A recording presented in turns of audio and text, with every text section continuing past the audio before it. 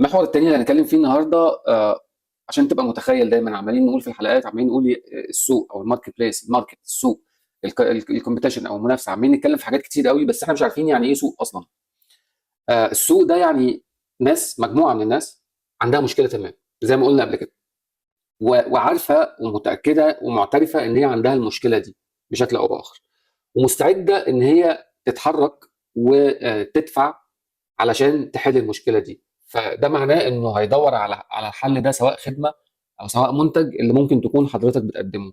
فده السوق باختصار، ان يكون ناس عندها مشكله، تمام، تكون عارفه ان هي عندها مشكله ومعترفه ان هي عندها مشكله، وبعد كده ده الحل اللي بيحل لهم المشكله دي. لو عنصر منهم ناقص بشكل ما او في خلل بشكل ما، للاسف مش هيبقى فيه بيع.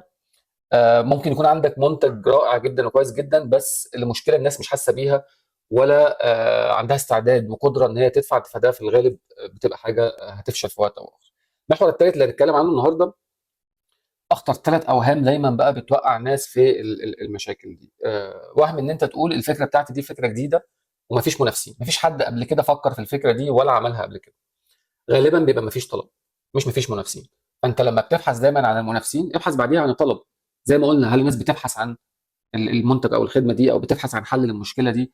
بيتكلموا على السوشيال ميديا بشكل او باخر عن المشكله دي، ولا هو ما فيش اصلا حد حاسس بالمشكله فما فيش طلب؟ ففي للاسف ما فيش منافسين اكيد يعني هتسبقك وتروح تعمل فكره هي ملهاش سوق. تقول ان كل الناس دي جمهوري، انا عامل فكره او عامل منتج ان كل الناس دي هتشتري مني، تمام. مفيش حاجه اسمها كل الناس.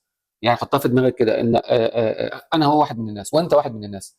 يعني هل يا ترى انت بتشتري كل المنتجات بكل فئاتها؟ هل انت بتشتري كل الخدمات بكل فئاتها؟ هل انت بتروح تطلب الخدمات بمستويات معينه في حاجات معينه؟ لا طبعا.